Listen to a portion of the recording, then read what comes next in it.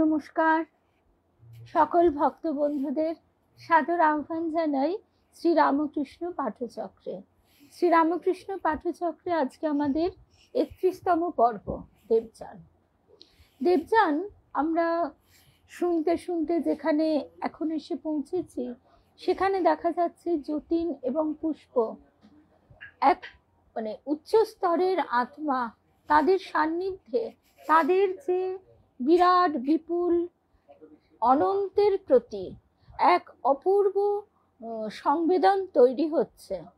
তাদের দৃশ্য যা দৃশ্য তাদের চোখের সামনে, বা আমাদের অবশ্যই এই স্থূল চোখ নয়, তাদের অনুভবে যে দৃশ্যমান হয়ে উঠছে, সেই সব কথাই আমরা শুনছিলাম। এবং ভগবানের সাকার ও নিরাকার রূপ নিয়েও কথা হচ্ছিল। শুভ সন্ধ্যা শর্মিলা ত্রিবেদী, শুভ সন্ধ্যা অজিত মজুমদার মহাশয়, শুভ সন্ধ্যা। আর ঠাকুর মায়ের শ্রী চরণে সাষ্টাঙ্গ প্রণাম নিবেদন করে শ্রী গুরুদেবকে স্মরণ করে আমরা শুরু করছি দেবযান 31তম পর্ব। গুলো একটু আসতে।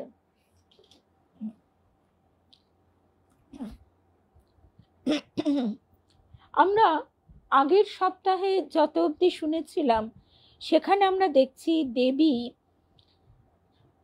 পুষ্প এবং যতীনের সঙ্গে প্রসঙ্গ করছেন ভগবানের দর্শন নিয়ে। পুষ্প মুগ্ধ দৃষ্টিতে সেই অনিন্দ সুন্দরী লাবণ্যময়ী ভাবময়ী নারীর দিকে চেয়ে রইল। রুদ্ধ নিঃশ্বাসে বললে, তারপর তারপর তারপর কি জানো? সেই সময়ে যদি তুমি হতাশ হয়ে ছুট দেওয়া বন্ধ করো তার পিছনে, তবে ভগবান নিরাশ হবেন, দাঁড়িয়ে যাবেন বালকের মতো। তিনি চান জীব তার পেছনে পেছনে খানিক ছোটে, হাঁপায়। ভগবান জীবের সঙ্গে বালকের মতো খেলা করেই মহা খুশি। না থেমে তবুও ছুটলে ভগবান শেষে অকারণেই আবার ফিরে আসবেন, হাসতে হাসতে ধরা দেবেন। অতএব ভগবানকে নিরাশ করো না, তাকে একটু জীবকে নিয়ে খেলা করতে দাও, তিনি বড্ড একা। দেবীর চোখ স্নেহ এবং প্রেমে ছলছল করে উঠল। পুষ্প বললে, চমৎকার, আজ অতি সুন্দরভাবে বুঝলাম, সহজভাবে বুঝলাম। আপনার অনুভূতি সহজ বলেই সহজভাবে বুঝেছেন তাকে। ওই রজনীকান্তের একটা গান আছে, তুমি অরূপ স্বরূপ সগুণ নির্গুণ দয়াল ভয়াল হরি হে, আমি কিবা করি, আমি কিবা ভাবি, আমি কেন ভেবে মরি হে। তারপরে কবি গাইতে গাইতে উপলব্ধি করছেন, আমি জানি তুমি আমারই দেবতা। এই হচ্ছে প্রেমের জোর, প্রেমের অধিকার।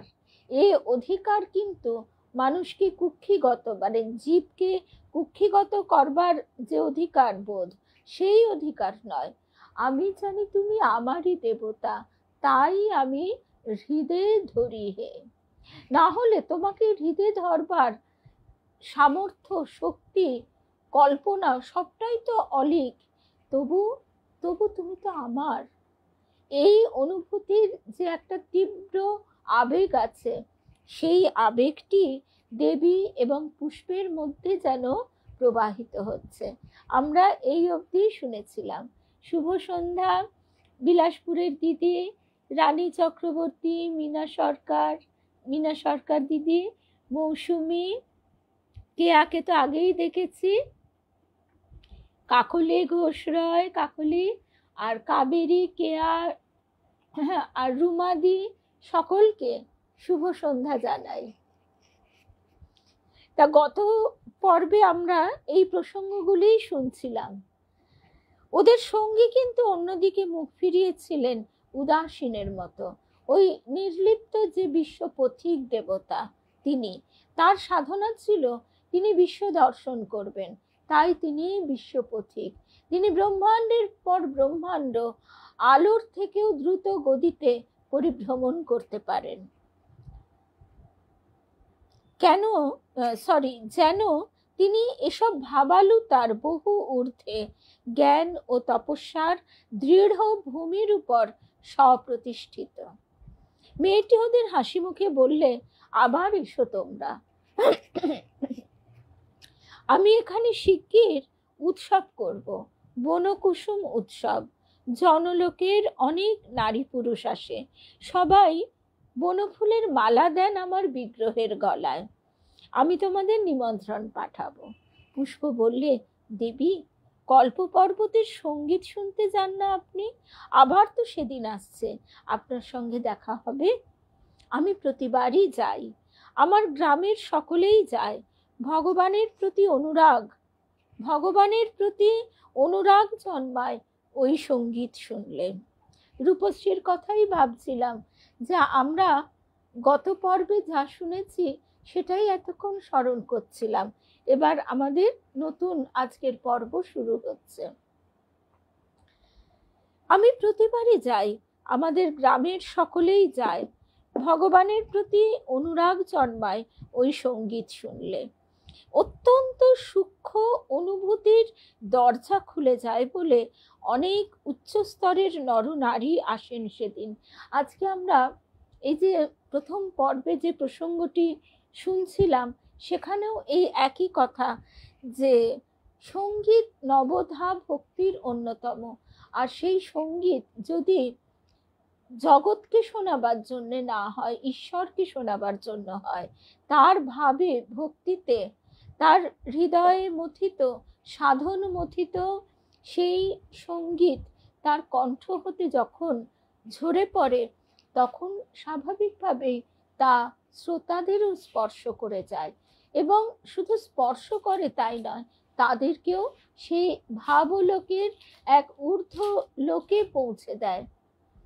সেই যিনি সঙ্গীত স্রষ্টা বা গায়ক বা গায়িকা, তার ভক্তি বিশ্বাস তখন সঙ্গীতের মধ্যে দিয়ে আলোর মতো ছড়িয়ে পড়ে। সেই কথাই এখানে আবারও আমরা শুনছি, ভগবানের প্রতি অনুরাগ জন্মায় ওই সঙ্গীত শুনলে। অত্যন্ত সূক্ষ্ম অনুভূতির দরজা খুলে যায় বলে অনেক উচ্চ স্তরের নরনারী সেদিন আসেন। যেও সেখানে, আমিও যাব। গ্রামের প্রান্তে বনবীথির অন্তরালে একটি শুভ্র স্ফটিকের মন্দিরে মেয়েটি ওদের দুজনকেই নিয়ে গেল। সেখানে পা দিয়েই পুষ্প বুঝতে পারলে এ অতি পবিত্র স্থান। দেবতার আবির্ভাব দ্বারা এর অনুপরমাণু ধন্য ও কৃতার্থ হয়ে গিয়েছে। এখানেও রূপশ্রীর প্রশ্নের উত্তর পাওয়া যাচ্ছে।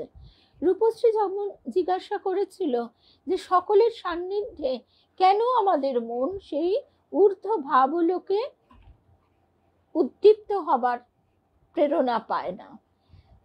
যাদের ভিতরে এটি যথার্থভাবে প্রতিষ্ঠিত হয়, সেই তাদের মধ্যে আমরা এর আগে একবার শুনেছিলাম স্বামীজির ভাই মহেন্দ্রনাথ দত্ত, তিনি বলছেন যে সাধন করতে করতে, নাম জপ করতে করতে আমাদের দেহের যে জৈবিক প্রবণতা সেটি ঊর্ধ্বমুখী হয়। অনুপরমাণুগুলি তখন অন্যরকম হয়ে যায়, তাদের ধারাটার পরিবর্তন ঘটে, তাদের ধারা ঊর্ধ্বমুখী হয়। ওই জন্য এই ঠাকুর বঙ্কিমচন্দ্রকে বলেছিলেন না, যেমন খেয়েছো তেমনই ঢেকুর তুলছ। কারণ বঙ্কিমকে যখন ঠাকুর বলছেন যে জীবনের উদ্দেশ্য কি, বঙ্কিম বলে বসলেন আহার নিদ্রা মৈথুন, অর্থাৎ খাওয়া, ঘুম এবং বংশবিস্তার। এটা জীবের কর্ম, কিন্তু মানুষের মধ্যে সেই জীবত্ব থেকে শিবত্বে উত্তীর্ণ হবার ভাবটি ঈশ্বর দিয়েছেন। সেই ভাবটি আমরা যদি কাজে লাগাই, তাহলেই আমরা নিজেরাই অনুভব করব আমাদের রূপান্তর। আর এই কারণেই ঠাকুর অনেকের স্পর্শ সহ্য করতে পারতেন না, মাও পারতেন না। এখনো গুরু বা মায়েরা তারাও বলেন এমনি প্রণাম করো বা প্রণাম করো না, পায়ে হাত দিলে তাদের কষ্ট হয়। কারণ কি? কারণ হচ্ছে সূচি অসুচি নয়, আমাদের মনের যে চিন্তাধারা, আমাদের যে কাম ক্রোধ লোভ ইত্যাদি রিপুগুলির তাড়নায় আমাদের মনের যে সূক্ষ্ম ভাবটি সেটি একেবারে মানে তছনছ হয়ে থাকে। সেই স্পর্শ তাদের পক্ষে খুব কষ্টদায়ক হয়। মা বলতেন না যে কেউ স্পর্শ করে যেন জুড়িয়ে যায়, আবার কেউ স্পর্শ করে যেন মনে হয় বিছে কামড়ে দিল। ঠাকুর যেদিন সকলকে ইষ্ট দর্শন করিয়ে দিলেন, বললেন তোমাদের চৈতন্য হোক, অথচ নিজে যন্ত্রণায় ছটফট ছটফট করছেন।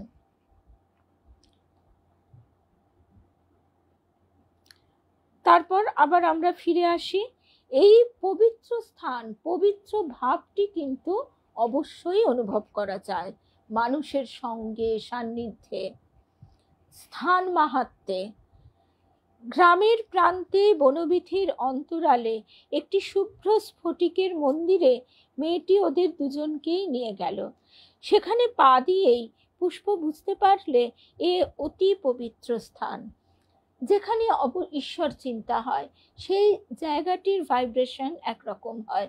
আবার যেখানে ভোগ মদ্যপান, মানে একেবারে মানে কি বলবো, পার্থিব স্থূল রঙ্গ রসিকতা ঠাট্টা তামাশা ইত্যাদি চলে, সেই জায়গার ভাইব্রেশন আলাদা হয়। এগুলো তো আমরা নিজেরাই বুঝতে পারি। দেবতার আবির্ভাব দ্বারা এর অনুপরমাণু ধন্য ও কৃতার্থ হয়ে গিয়েছে। এখানে এসেই তার মনে হলো এখানে নির্জনে বসে ভগবানের চিন্তা ও ধ্যান করি। রঘুনাথ দাসের আশ্রমের মতো এর পুণ্যময় প্রভাব। মেয়েটি হঠাৎ বললে, সমুদ্র দেখবে ভাই? পুষ্প অবাক হয়ে বললে, কোথায়? ওই দেখো। পুষ্প সত্যই দেখলে সেই বনবীথির ওপারে বিশাল সুনীল মহাসাগর ঢেউয়ের পর ঢেউ তুলে বহু দূরে দিগন্তে মিশে গিয়েছে।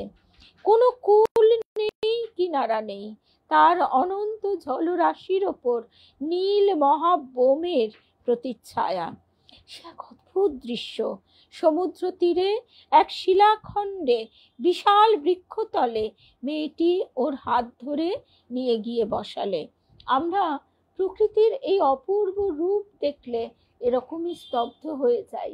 তখন আমাদের কোনো কামনা বাসনা ক্ষতবিক্ষত করে না, তখন আমাদের মধ্যে রিপুগুলিও শান্ত স্তিমিত হয়ে আসে।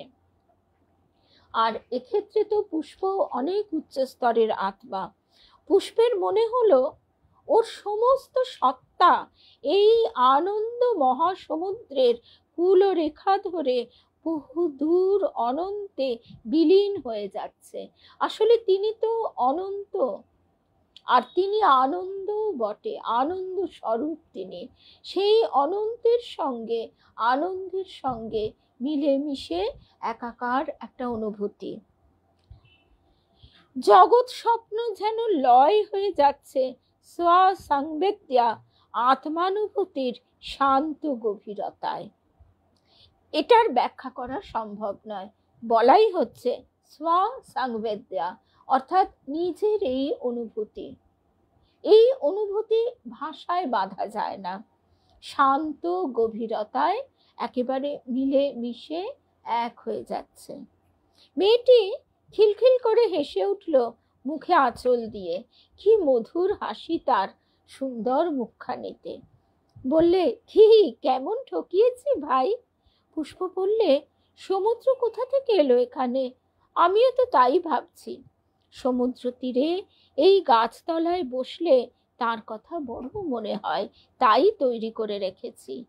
ঠাকুরও বলতেন না যে এই বিশাল পর্বতমালা, বিশাল দিগন্ত, সমুদ্র, এর কাছে মানুষ যেন সেই অনন্ত এবং শান্তের মুখোমুখি হয়। শান্ত মানে সসীম, আর অনন্ত মানে অসীম। সমুদ্র তীরে এই গাছতলায় বসলে তার কথা বড় মনে হয়, তাই তৈরি করে রেখেছি। সব সময় থাকে সব সময়। তবে অন্য কেউ আমার মনের ভূমিতে না পৌঁছলে দেখতে পায় না। আমার কাছে সর্বদাই সত্যি, অন্যের কাছে অবাস্তব। এই অদ্ভুত কথাটি, কি অদ্ভুত কথাটি, কিন্তু অদ্ভুত নয়। আমরা অনেক সময় অনেক কিছু অনুভব করি। যেমন একটা উদাহরণ দিলে বোঝা যাবে। প্রথম এটি আমার অবাক লেগেছিল একদিন, তখন অনেক দিন আগের কথা, রিসরায়। তখন আমি স্কুলে পড়ি, 11-12 পড়ি। আমার এক বন্ধুকে আমি বলছি, দেখ আজকের আকাশটা কি নীল। এই যে এইরকম সময়, সে না খুব একটা মানে হাসতে হয় এরকম কেঠো হাসি হেসে বলল, আকাশ তো নীলই হয়, এটা আবার দেখবার কি আছে। অর্থাৎ এই নীলের মধ্যে দিয়ে যে অনন্তকে ছুঁয়ে যাওয়া বা কৃষ্ণ প্রেম, সেটি তার অনুভূতির মানে কাছাকাছিও এলো না। তারপরে আর তার সঙ্গে কথা চললো না এই বিষয়ে। কেননা ওই যে এখানে বলছে যে আমি ছাড়া আর কেউ দেখতে পায় না, তুমি ভাই ভালোবাসবে বলে তোমাকে আমার ভূমিতে নিয়ে এসে দেখালাম, বলো ভালো। আপনাকে আমি কি বলে ধন্যবাদ দেব জানি না দেবী, কত ভালো যে লাগছে। এই বন, এই পাথরের বেদি, এই নীল সমুদ্র, এখানে ভগবানের আসা যাওয়ার পায়ের চিহ্ন আছে।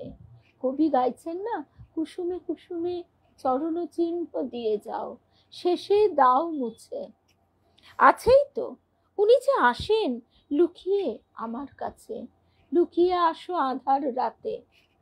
রবি ঠাকুরের গানের কথা প্রথমে তখনও বলছিলাম, রূপশ্রী গীতবিতানটি তুমি কিনে নাও, যদি না থাকে তুমি পড়ো, শুধু পড়তে থাকো, তোমার মনের দরজা একটা একটা করে খুলে যাবে।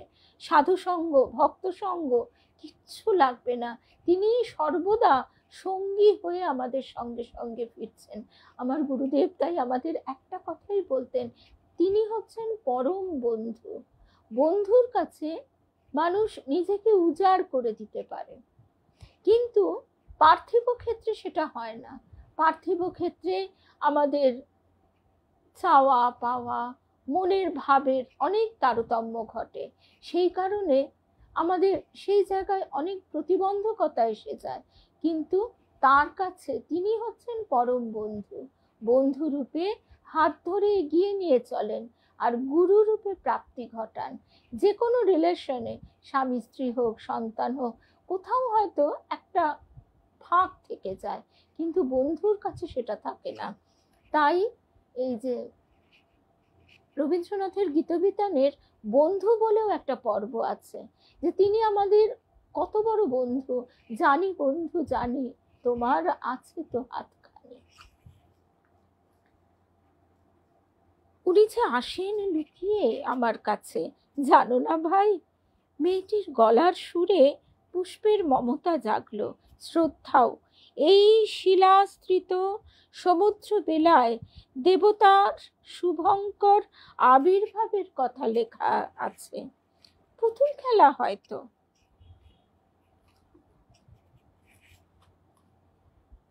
পুতুল খেলা হয়তো, পুতুল খেলা। সে নারী, এই তার ভালো লাগে। আমার মাও বলতেন এই গোপাল সেবা ইত্যাদির ক্ষেত্রে আমার মায়েরও নাকি পুতুল খেলা মনে হতো।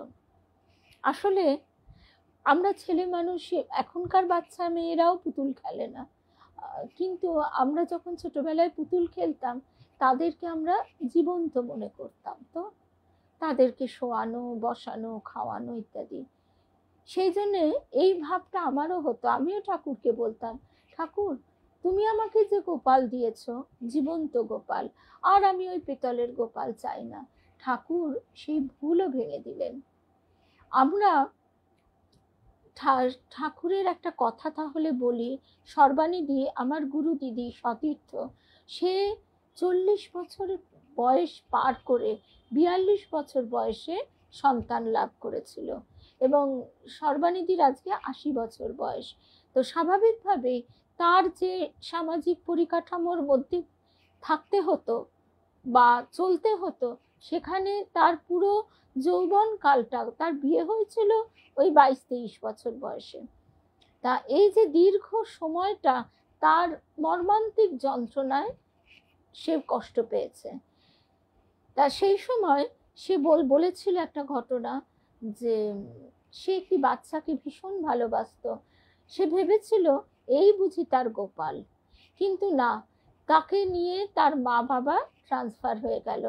সে যখন তাকে কোল থেকে টেনে নেওয়া যাচ্ছে না, সোনার হার ছিঁড়ে গেল, সে বাচ্চা এমন জোরে তার গলা আঁকড়ে, হাড়টা আঁকড়ে ধরে আছে। তখন কাঁদতে কাঁদতে সর্বানিধি বলে, আমি গুরুদেবের কাছে গিয়ে বললাম, কি ঠাকুর যে বলেছিল আমি গোপাল পাবো, তা তুমি গোপাল দিয়ে আবার কেড়ে নিলে। তখন ঠাকুর বলছেন, গোপাল কি কোনো মানুষের মধ্যে থাকে রে, নাকি কোনো কিছুর মধ্যে থাকে? গোপাল একটা ভাব, সে ভাব থাকে তোর অন্তরে। সেই ভাব যেমন মাতৃত্ব একটা ভাব। কোনো পুরুষ বা কোনো নারীও, সে ফিজিক্যালি মা না হলেও সে কিন্তু মাতৃত্ব ভাবটা অনুভব করতে পারে। তার চরম পরাকাষ্ঠা দেখিয়ে গেছেন শ্রী শ্রী মা। আমরা যতক্ষণ জৈবিক ভাবের মধ্যে থাকি, ততক্ষণ আমাদের দেহজাত সন্তানটির সঙ্গে আমি সেইভাবে আবদ্ধ থাকি। আমার দেহজাত, সেই জন্য তার প্রতি আমার একটা আলাদাই আকর্ষণ থাকে। সেই আকর্ষণটা কিন্তু আত্মকেন্দ্রিক, অহং প্রসূত। যেমন আমার হাত, আমার পা, সেরকম আমার সন্তান। সেই জায়গায় অহংটা যখন সরে যায়, তখন যে মাতৃত্বের বিকাশ ঘটে, সেটাকেই গণ্ডি ভাঙা মা বলা হচ্ছে। সেই মাতৃত্বের বিকাশটি কিন্তু যথার্থ মাতৃত্ব, সেইটি শ্রী শ্রী মায়ের মধ্যে একদম চূড়ান্ত রূপে। সুতরাং কোনো সন্তানহারা নারী হোক, সন্তানহীনা নারী হোক, বা কোনো পুরুষই হোক, আমরা সবসময় ওই দেহজাত ব্যাপারটির সঙ্গে জুড়ে দিই। আসলে তো তা নয়, মাতৃত্বের ভাবের চূড়ান্ত বিকাশ এইটি যেরকম, সেরকম গোপাল ভাবটিও সেরকম। সেই গোপাল ভাবটি আস্তে আস্তে যখন গাঢ় হয়ে এসেছে, সে উপযুক্ত হয়েছে, তখন তার কোলে তার পূর্ব প্রারব্ধ কেটে গিয়ে সন্তান এসেছে।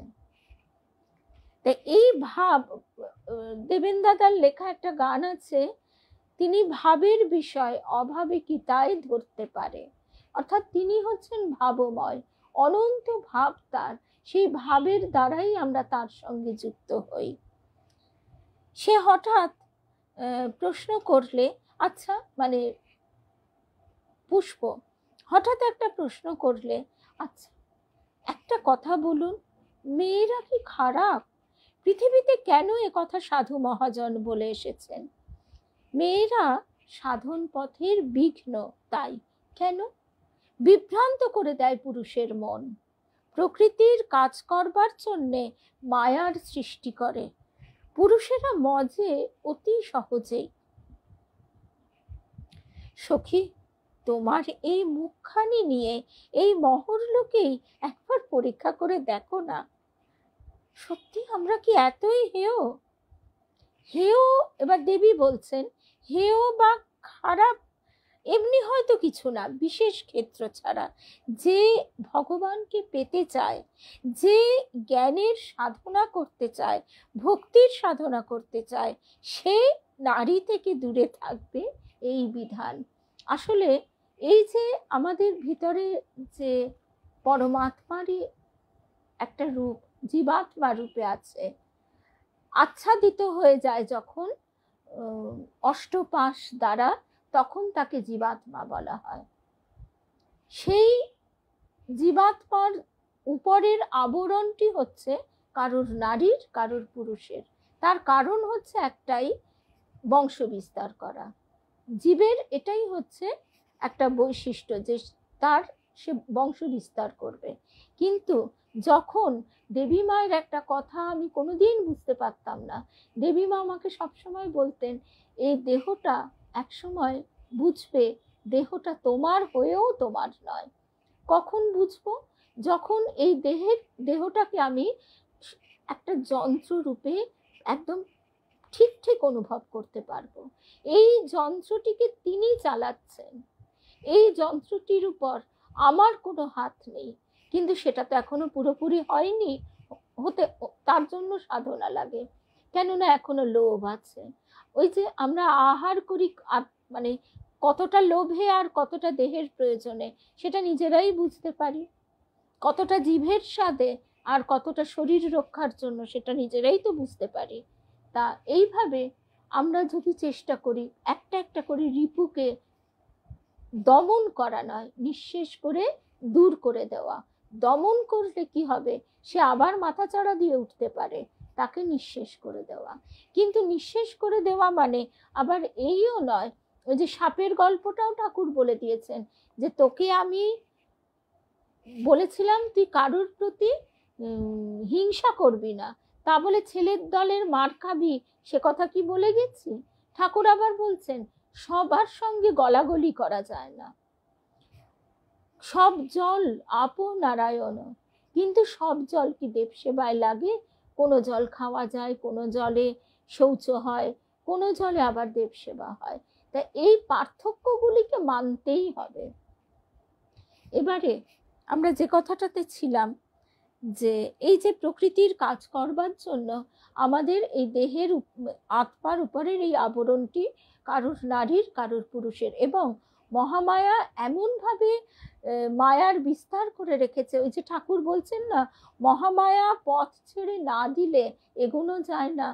এবারে তো আমাদের বিশেষ সুবিধে, এবারে মহামায়া মা হয়ে এসেছেন, তিনি আর আমাদের এই কাজে লাগাবেন না, তিনি কৃপা করে আমাদের পথ খুলে দিচ্ছেন, পথ ছেড়ে দিচ্ছেন, তার আঁচলের ছায়ায় আমাদের ধরে রেখেছেন। যদি আর বিন্দুমাত্র পার্থিব আকর্ষণ না থাকে, তখনই একমাত্র পুরুষের প্রতি কোনো আকর্ষণ থাকে না নারীর, বা নারীরও পুরুষের প্রতি কোনো আকর্ষণ থাকে না। এর একেবারে প্রকৃষ্ট আমি পৃথিবীতে আমি যে দেখেছি এই মায়েদের, শারদেশ্বরী আশ্রমে বৃন্দা মা, তারপরে ভবানী মা, বাণী মা, এরা জানেন কৃষ্ণই একমাত্র পুরুষ, মীরার মতো। মীরা যেমন বলছেন, মীরার সঙ্গে সেই বৈষ্ণব বাবা নামটা আমি সবসময় ভুলে যাই, গোসাইজি, তিনি অদ্বৈত গোস্বামী, তিনি দেখা করতে চাচ্ছেন না। তিনি বলছেন যে তিনি কোনো নারী মুখ দর্শন করেন না। তখন মীরা বলে পাঠাচ্ছেন, কেন গোসাইজি কি এখনো জানেন না যে পুরুষ একমাত্র কৃষ্ণ, আর সবই প্রকৃতিরই রূপ এবং রূপান্তর। এই বংশ বিস্তারের জন্যই নারী পুরুষের সৃষ্টি হয়েছে, এবং এই আকর্ষণটা তিনি দিয়ে রেখেছেন যাতে তার লীলা বিস্তার হয়, সৃষ্টির কাজটি চলতে থাকে। সেইখান থেকে মা যদি একবার কৃপা করেন তবেই মন ওঠে, না হলে উঠতে চায় না। হয়তো স্থূল বাসনা থাকে না, কিন্তু সূক্ষ্ম বাসনা থাকে। এই জন্য সন্ন্যাসীর জন্য কঠোর নিয়ম, সে স্ত্রীলোকের মুখ দর্শন করবে না, কারণ একে জয় করা মায়ের কৃপা ব্যতীত অসম্ভব। আচ্ছা, যে ভগবানকে পেতে চায়, যে জ্ঞানের সাধনা করতে চায়, ভক্তির সাধনা করতে চায়, সে নারী থেকে দূরে থাকবে, এই বিধান। অন্য লোকে যত খুশি মিশুক, কে বারণ করছে? সাধনার পথের পথিক যারা নয়, তাদের কি বাধা আছে নারী সঙ্গের? নারী প্রেমের সাধিকা হয় অতি সহজে, কারণ এটা তার ভিতরে মানে জীবত্বের থেকেই সৃষ্টি হয়েছে। নারীর মধ্যে মাতৃত্বের ভাবটা তার জৈবিক স্তর থেকেই উঠে আসে, একটা পুরুষের ক্ষেত্রে যেটা অ্যাচিভ করতে হয়। সাধনার পথের পথিক যারা নয়, ওইটা তো হলো নারী প্রেমের সাধিকা হয় অতি সহজে, পুরুষে তা পারে না। নারী পাপের পথেও নিয়ে যায়। নারীর মধ্যে এটাই হচ্ছে অবিদ্যা। পাপ মানে কি? পাপ মানে ঈশ্বর হতে দূরে। এই জন্যে ঠাকুরের একটা কথা আছে যে, এক যেরকম সন্ন্যাসী, তিনি স্ত্রীর মুখদর্শনও করবেন না। আবার আরেকটা কথা আছে যে বাৎসল্য থেকে তাচ্ছল্য, অর্থাৎ আমরা ওই মানে কোন অবচেতনে কোথায় যে এই আসক্তিটা থেকে যায় আমরা নিজেরাই বুঝতে পারি না।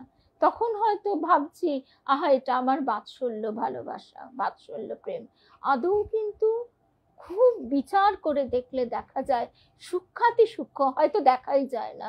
যেমন মেঘনাদ মেঘের আড়াল থেকে যুদ্ধ করছে, এই জন্যই বলা হয় রামায়ণ মহাভারত সব তোমার ভিতরে। এটা একটা কথা আছে না, রামায়ণ মহাভারত সব তোমার ভিতরে। আমাদেরও মন যে কত ছলনা করে, তাকে ছলনা করবার জন্যই পাঠানো হয়েছে।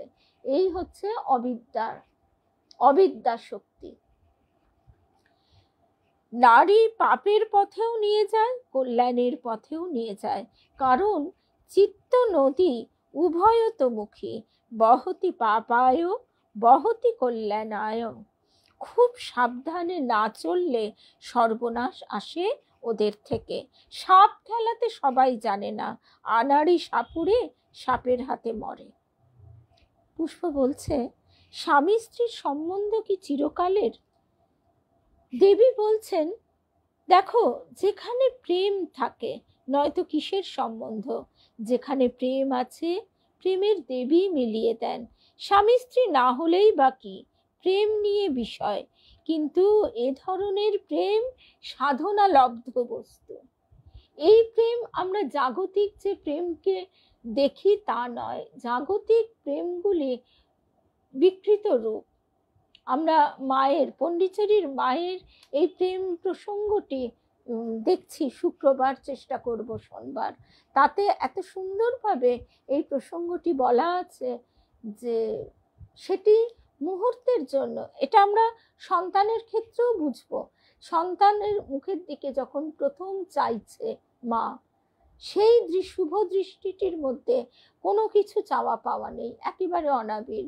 কিন্তু আস্তে আস্তে সন্তানের কাছ থেকেও মায়ের কিছু চাহিদা তৈরি হয়, সন্তানেরও মায়ের কাছ থেকে চাহিদা তৈরি হয়। এই যেই পাটোয়ারি বুদ্ধি এসে যায়, ঠাকুর বলছেন, তখনই সব আবার গোলমালে পড়ে যায়। তাই এখানে দেবী বলছেন সেই প্রেম সাধনা লব্ধ বস্তু। দেহের বা রূপের মোহ এ প্রেমের জন্ম দিতে পারে না। রূপজ প্রেম দিয়ে প্রকৃতি তার কাজ করিয়ে নেয় মাত্র। খুব সহজেই নারী পুরুষ পরস্পরের প্রতি আকৃষ্ট হয়। আপনি কি করে এসব জানলেন দেবী? মেয়েটি হেসে বললেন, কত যে ঠকেছি ভাই, কত শত জন্ম ধরে কত নেমে গিয়েছিলাম, কত ভুগেছিলাম। জন্ম জন্মান্তরের সেসব স্মৃতি ও সংস্কার আমাকে জ্ঞানী করেছে। এক জন্মে দু জন্মে সাধু হওয়া যায় না ভাই, মহর লোকেও আসা যায় না। আবার আপনি জন্মাবেন? পৃথিবীতে আমার শেষ জন্ম হয় বহুকাল আগে। পৃথিবীর সে হিসেব ভুলে গিয়েছি, আর সেখানে যাব না। ভগবান আমায় দয়া করেছেন। যদি আপনার মতো মেয়ের দরকার হয় পৃথিবীতে জন্ম নেওয়ার, সে অবস্থায় ভগবানের নির্দেশ পাব। জীবের সেবা করবার ভার সৌভাগ্যের কথা সে।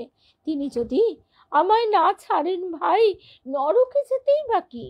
উনি হাত ধরে নিয়ে গেলে নরক আর বলি কোথায়? কিসের স্বর্গ, কিসের নরক? থাকুন তো উনি আমার সঙ্গে। মেয়েটির চোখ বেয়ে জল গড়িয়ে পড়লো দর দর ধারে। আমরা বারে বারে দুর্গা মায়ের কথা শুনি। দুর্গা মা যেমন বলছেন এর আগে 6 বার পৃথিবীতে আসতে হয়েছিল। গৌরী মা, দুর্গা মা, এরা দেবী, এরা অবতারের সঙ্গী, এরা এমনকি রাধু যোগমায়া, অথচ সে যখন এখানে লীলানাট্যে রয়েছে সে পাগলি, তার মা পাগলি। এসব অদ্ভুত, এসব যত ভাবা যায় তত বোঝা যায় যে সেই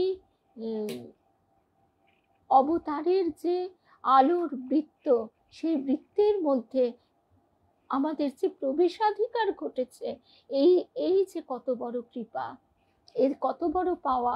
এবার সেই পাওয়াটিকে যদি আমরা হেলায় হারাই, এর থেকে দুঃখের তো আর কিছু নেই। পুষ্প অবাক হলো ওর অনুভূতির তীব্রতায়, শ্রদ্ধায়, ভক্তিতে ভরে উঠল তার মন। মেয়েটি আবার বললে, ভগবান এই আলোর কমল বিশ্ব জগৎ হয়ে ফুটে আছেন।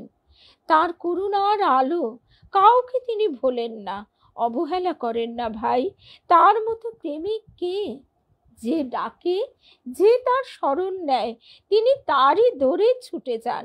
পাপী পতিত মানেন না, কিন্তু ভাই কেউ কি তাকে চায়? এটাই হচ্ছে রূপশ্রীর প্রশ্নের উত্তর। কেউ যদি তাকে চায়, সত্যি সত্যি চায়, তিনিই বলে দেবেন কি করতে হবে, কি করতে হবে না। আজকে আমরা এই অবধি শুনলাম, কারণ এরপর আবার যে প্রসঙ্গ এসে যাচ্ছে ওনা আরো একটু শোনা যাবে। সমুদ্র তীরের বিশাল বৃক্ষতলে নীল উর্মিমালার দিকে চেয়ে ওরা দুজন দাঁড়িয়ে। মেয়েটি যতীনের কিন্তু এখানে এই স্তরে প্রবেশাধিকার ঘটেনি। মেয়েটি সুন্দর ভঙ্গিতে হাত তুলে দূরে দেখিয়ে বললে, ওই মহাসমুদ্রের মতো অন্তহীন তার করুণা। কেউ বুঝতে পারে না, কেউ বুঝতে পারে না, বলে তাকে নিষ্ঠুর। তিনি 2-3 জন্মের মঙ্গল করেন এক জন্মের কর্মক্ষয় করে।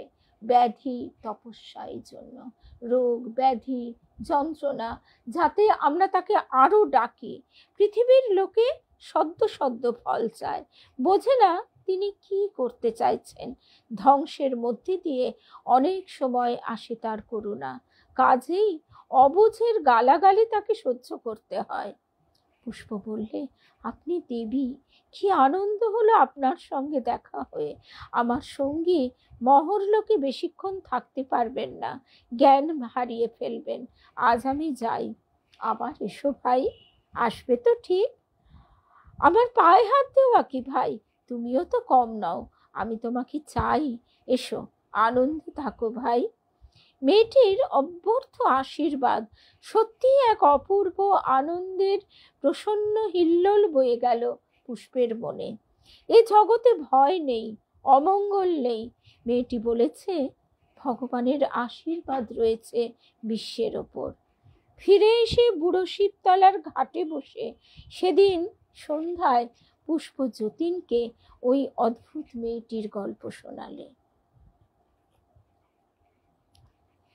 এই যে মেয়েটি বলছে, কত যে ঠকেছি ভাই, কত শত জন্ম ধরে, কত নেমে গিয়েছিলাম, কত ভুগেছিলাম। জন্ম জন্মান্তরের সেসব স্মৃতি ও সংস্কার আমাকে জ্ঞানী করেছে। আমাদের গুরুদেব বলছেন, ঐহিক প্রেমের পথে, ঐহিক মানে পার্থিব, ঐহিক প্রেমের পথে ঘা খেয়ে চলতে চলতে সত্যকার প্রেমের পথটি চিনে নাও। ঐহিক প্রেমের পথে আমাদের চাওয়া পাওয়া থাকে, ব্যর্থতা থাকে, হতাশা থাকে, লোকের বিদ্রুপ থাকে, আর এই যে স্তর, সেই স্তরের মিল হয় না। এসব বিভিন্ন কারণে ঐহিক প্রেমে আমরা ঘা খাই। কিন্তু সেই ঘা খেয়ে চলতে চলতে সত্যকার প্রেমের পথটি চিনে নাও। আর সেই ঘা খাওয়াটাই দেবী বলছে আমাকে জ্ঞানী করেছে। জয় রাম কৃষ্ণ, জয় রাম কৃষ্ণ। আবার দেখা হবে আগামীকাল মায়ের কথা। জয় না, কাল তো মঙ্গলবার, কাল তো আমরা মহর্ষি রমনের কথা শুনবো 8:30টায় বেদান্ত দর্শন ফেসবুক পেজে। শুভরাত্রি, রামকৃষ্ণময় শুভরাত্রি।